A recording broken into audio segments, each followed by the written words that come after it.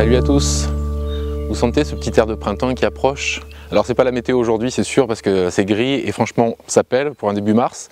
Mais on a un indice, le forsythia qui est tout en fleurs, on a les rosiers qui débourrent, donc on arrive à la période où on va voir toutes les fleurs qui sortent les unes après les autres. Ça a déjà un petit peu commencé au jardin.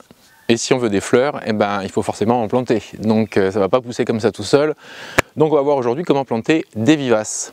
Et je dis bien des vivaces et non pas planter une vivace, parce qu'on va voir qu'en fonction de certains types de vivaces, on ne va pas tout à fait les planter de la même façon.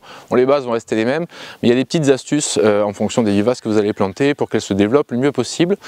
C'est parti, on y va. Tu viens Starsky? On va planter. Voici donc une vivace. Et non, ça c'est une bisannuelle. Alors vous allez me dire comment faire la différence, je ne vais pas essayer de vous perdre tout de suite. Donc en gros vous avez trois catégories de plantes, vous avez les annuelles. Alors les annuelles c'est celles qu'on sème en début de printemps, qui font leur cycle de vie pendant toute la saison, c'est-à-dire elles vont grandir, pousser, faire du feuillage, fleurir, éventuellement se ressemer et ensuite mourir. On peut penser par exemple au cosmos, aux elchosias, les pavots de Californie, aux nigelles de Damas, voilà, enfin il y en a beaucoup. Alors que sur une bisannuelle comme la digitale, un digitalis purpurea, en fait c'est des plantes qui en général qu'on plante, enfin pardon, qu'on sème en général entre mars et juin, qui vont produire du feuillage pendant leur première année de croissance, qu'on va mettre ensuite au jardin. Alors, en général on les met plutôt en automne, et puis la deuxième année, là elles vont développer leurs fleurs, éventuellement se ressemer. Alors certaines bisannuelles peuvent avoir un comportement de vivace, c'est-à-dire qu'elles peuvent durer un petit peu plus longtemps, 2-3 ans, voire un petit peu plus. Il y en a d'autres qui vont carrément mourir à la fin de leur deuxième année, une fois qu'elles ont fini de fleurir. Ensuite on a les vraies vivaces, donc par exemple ici des astères, ça ce sont des plantes que vous allez mettre en place une fois et qui tous les ans vont refaire du feuillage, refaire des floraisons et qui en général vont avoir tendance à s'étoffer au fur et à mesure, au fil du temps, qu'il faudra même parfois diviser parce qu'elles peuvent se fatiguer un petit peu ou prendre trop de place ou tout simplement parce qu'on a envie d'en mettre un petit peu ailleurs. Alors la meilleure période de plantation pour les vivaces, en général c'est plutôt en automne parce que la terre est réchauffée, qu'il y ait plus d'automne et que tout ça, ce sont de bonnes conditions pour que les racines puissent s'infiltrer dans le sol, que la plante puisse se fortifier avant le premier hiver et ensuite qu'elles abordent la saison printanière et estivale dans les meilleures conditions possibles. Cela dit, on peut également planter des vivaces au printemps. Moi je le fais souvent, de planter des vivaces au printemps. Alors il faudra faire juste un petit peu plus attention à une chose, c'est l'arrosage, parce que la plante n'a pas encore eu le temps de développer un bon système racinaire. Et donc s'il fait chaud et sec pendant une période assez longue, la plante n'est pas armée pour résister à ces conditions-là. Donc il faudra les premiers temps, le temps que la plante s'installe, veiller à arroser assez régulièrement, surtout si les pluies sont insuffisantes. Concernant les conditions de plantation entre les vraies vivaces et les bisannuelles, il n'y a pas grand changement, hein, ça va être les mêmes principes à respecter. Alors ces vivaces, vous allez les trouver en jardinerie ou chez un pépiniériste, que ce soit un pépiniériste réel ou un pépiniériste en ligne. Et d'ailleurs souvent les pépiniéristes en ligne ont un choix très large qui vous permet parfois de trouver des plantes que vous ne trouvez pas dans votre région. Les conditionnements peuvent varier, vous avez des petits pots comme ça de 9 cm et puis vous avez parfois des contenants un petit peu plus grands comme des pots comme ça. Alors je ne sais pas combien ça fait de litres, ça peut-être 1 litre ou un demi-litre, je ne sais pas. Mais en tout cas vous avez des pots plus gros, vous avez encore des pots de 2-3 litres voire davantage. L'avantage d'un gros conditionnement, c'est simplement que la plante est plus développée, donc elle formera plus rapidement une plante intéressante dans votre jardin, mais c'est aussi plus cher. En revanche, ça peut avoir aussi un avantage, c'est que si vous avez une plante qui est très développée, vous pouvez, dès la première année, au moment où vous allez la planter, vous la diviser, comme ça vous avez par exemple avec un pot, on peut faire 3 ou 4 plants différents, donc on peut l'installer à 4 endroits différents. Ce qui fait que finalement le prix de revient au plant est souvent inférieur que si vous achetiez 4 godets individuels. Maintenant on va passer à la plantation, mais avant de planter, chose très importante, vous allez prendre votre godet, quelle que soit la taille, et vous allez le faire tremper dans de l'eau pour que la motte soit bien imbibée, que la racine soit bien imbibée, surtout que l'intérieur du terreau ne soit pas sec. Donc j'ai ramené un seau d'eau et je vais vous plonger directement avec le godet, la plante, et on va voir que on a souvent des bulles qui apparaissent. Alors plus le terreau est sec, alors on ne voit pas forcément sur la vidéo, mais plus le terreau est sec, plus les bulles apparaissent. Voilà, on entend le petit bruit, puis on voit les bulles. Donc ça veut dire qu'il y a de l'air encore dans le terreau, et donc il faut absolument l'imbiber complètement. Donc vous mettez toutes les plantes que vous souhaitez installer au jardin dans votre seau, et puis vous allez les laisser imbiber une dizaine de minutes, voire davantage si le pot est plus gros. Et pendant ce temps-là, on va réfléchir à l'endroit où on va planter justement ces vivaces. Bien, donc là je suis dans un massif que j'ai créé à l'automne dernier, dans lequel il y a déjà un certain nombre de plantes. Alors il y a des plantes structurantes comme des arbres ou des arbustes plus ou moins grands, d'autres couvre-sols, et il me reste quelques petits trous que je voudrais combler pour la saison qui arrive et que ce soit intéressant dès cette année. Donc en gros la situation c'est qu'en été, en plein été, on a le soleil qui se lève derrière moi et qui se couche en face de moi. Et donc aux heures les plus chaudes de la journée, j'ai le gros prunus qui est au-dessus qui fait de l'ombre. Donc on a une situation demi-ombre où on ne va pas avoir du soleil toute la journée et on ne va pas non plus être à l'ombre toute la journée. Alors par exemple pour mes digitales ça va être un emplacement idéal parce qu'elles aiment bien plutôt les conditions un petit peu de sous-bois ou de clairière. Voilà, donc il leur faut un petit peu de lumière, mais tant qu'à faire éviter le soleil cuisant toute la journée. Donc elles vont parfaitement s'installer ici, d'autant plus que j'en ai déjà mis 3 pieds et donc je voudrais faire plusieurs ponctuations comme ça avec ces mêmes plantes. Alors je vais regarder exactement à quel endroit je vais les installer puisque j'en ai une qui se situe ici, j'en ai une autre qui est un peu devant le massif, une autre ici. Alors pour ce genre de plantes c'est bien plutôt de planter par nombre impair, ça fonctionne souvent mieux que des nombres pairs qui font tout de suite un petit peu artificiel.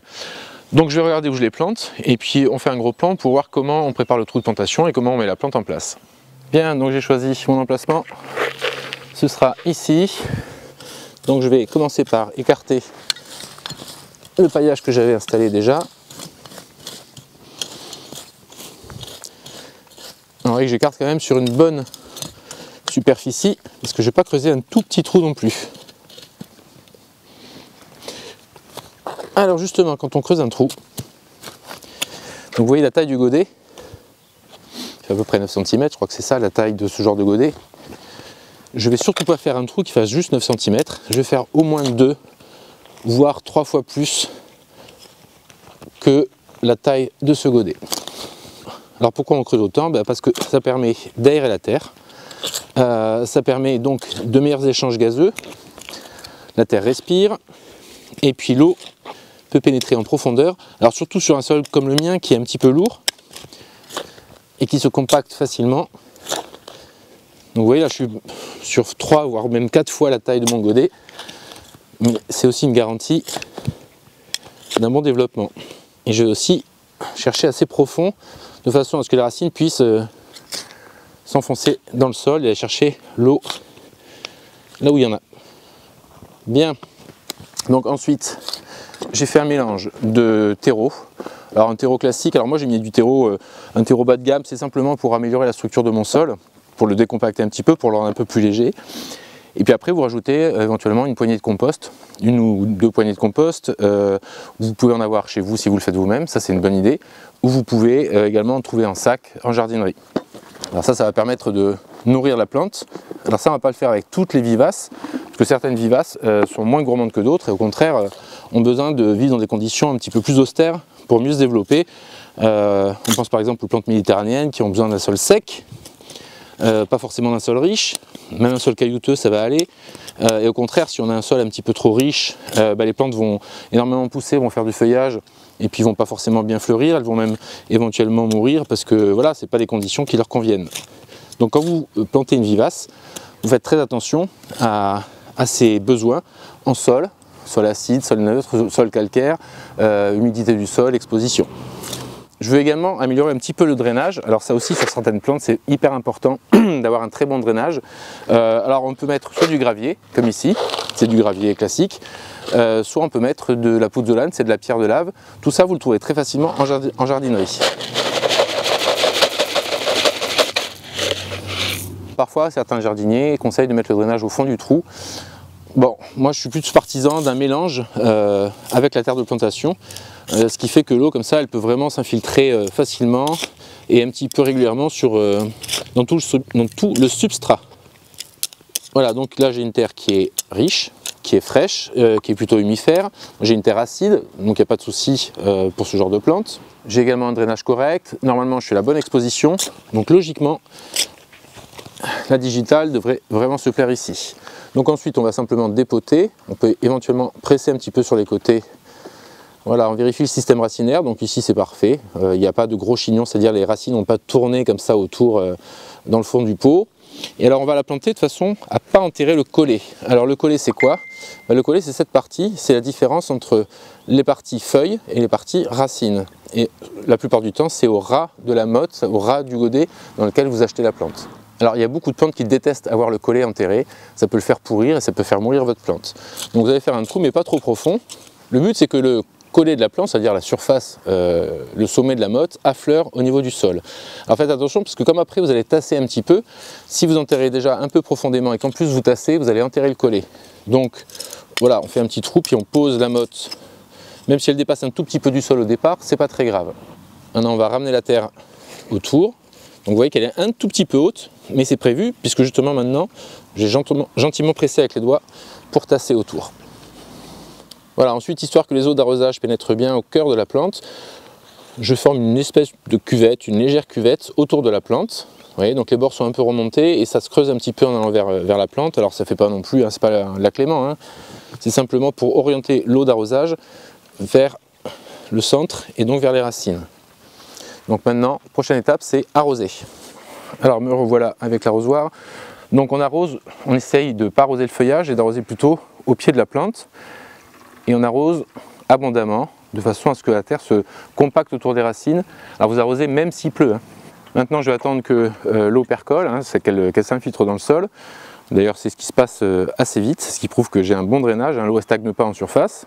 Dernier point super important, vous allez pailler autour de la plante de façon justement à éviter que les mauvaises herbes ne germent, ne sortent, et 2 à protéger la plante le sol du soleil, donc qui se réchauffe un petit peu moins vite et donc s'évapore moins vite, et les racines peuvent rester au frais plus longtemps. Alors il se trouve qu'ici j'avais déjà du paillis. Alors ici c'est du BRF, hein, c'est du bois rémal fragmenté, c'est-à-dire c'est des jeunes branches broyées, ça fait un excellent paillis. Vous pouvez utiliser des feuilles mortes, alors surtout à l'automne, hein, il y en a suffisamment, des tombes de gazon, alors faites-les un petit peu sécher, mais pas sur une très grosse épaisseur, hein, 2-3 cm, c'est suffisant. Il vaut mieux en remettre régulièrement que de risquer d'étouffer la plante, de faire chauffer le collet et de brûler la plante. Vous auriez l'effet inverse de ce que vous recherchiez. Voilà, donc là maintenant, ma digitale, elle est prête à pousser, à fleurir, et il n'y a plus qu'à attendre. Alors quand vous achetez des plantes en pot, pensez à vérifier le système racinaire.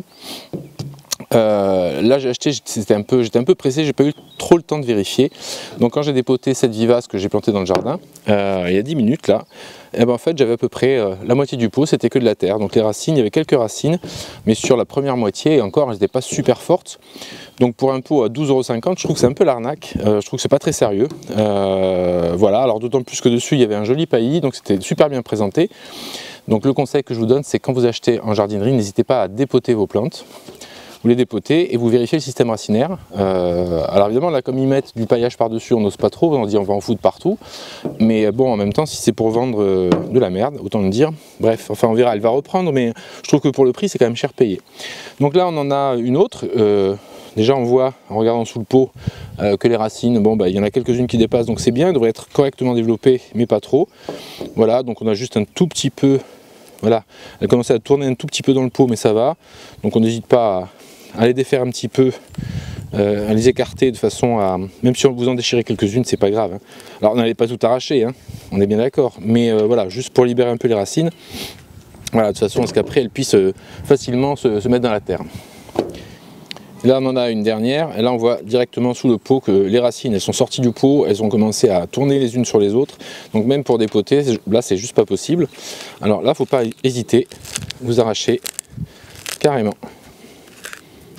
Voilà, déjà de façon à pouvoir sortir la motte.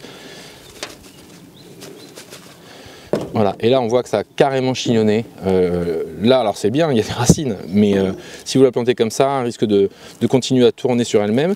Donc là on va carrément les déchirer et bien ouvrir la motte. De toute façon elle va refaire son système racinaire dans la saison.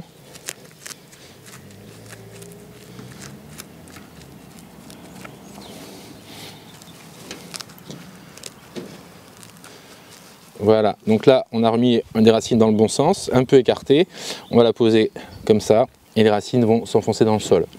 Voilà, donc faites attention à ce petit truc. Voilà, toutes mes vivaces sont en place. Donc je vous rappelle le principe, hein, c'est déjà qu'on fait tremper la motte 10 bonnes minutes, qu'on fait un trou suffisamment grand pour que les racines aient vraiment la place, que la terre soit allégée et aérée. Pensez également à choisir le bon emplacement, donc vous avez des plantes qui poussent à l'ombre totale, d'autres qui poussent à la mi-ombre, comme celle que j'ai plantée aujourd'hui, la digitale. Vous avez des plantes qui poussent également en plein soleil. Donc choisissez le bon emplacement, renseignez-vous sur les besoins de la plante, de façon à ce qu'elle ait les meilleures conditions possibles. C'est également valable pour le sol, il y a des plantes qui vont pousser en sol neutre, des sols calcaires, des sols plutôt acides. Donc il faut vraiment que vous vous renseigniez avant pour savoir exactement ce qu'aime votre plante. Sinon vous courez à l'échec et vous risquez de dépenser des sous pour rien en fait. Et puis il y a aussi des plantes qui vont pousser dans des sols très humides, voire gorgés d'eau, ça ne va pas les déranger, dans ce cas-là on n'aura pas besoin de faire de drainage. D'autres en revanche qui vont absolument pas supporter la fraîcheur et qui vont avoir besoin qui vont supporter un sol très sec, très drainé, qui vont même pousser en haut des murs, sur des roches, dans des rocailles sèches, en plein soleil. Donc dans ce cas-là il faudra vraiment bien soigner le drainage, parce que c'est surtout en hiver d'ailleurs que ça va vous poser problème, parce qu'en été souvent ça passe, et puis en hiver si on a un sol qui retient l'humidité, c'est à ce moment-là vous allez avoir une plante qui va très bien fleurir la première année, puis vous allez la perdre la deuxième, vous n'aurez pas compris pourquoi. Bon, ben, cette vidéo est terminée, j'espère que les petits conseils que je vous ai donnés vous seront utiles et que vous aurez des belles floraisons toute la saison, et je vous dis à très bientôt pour une nouvelle vidéo. Ciao!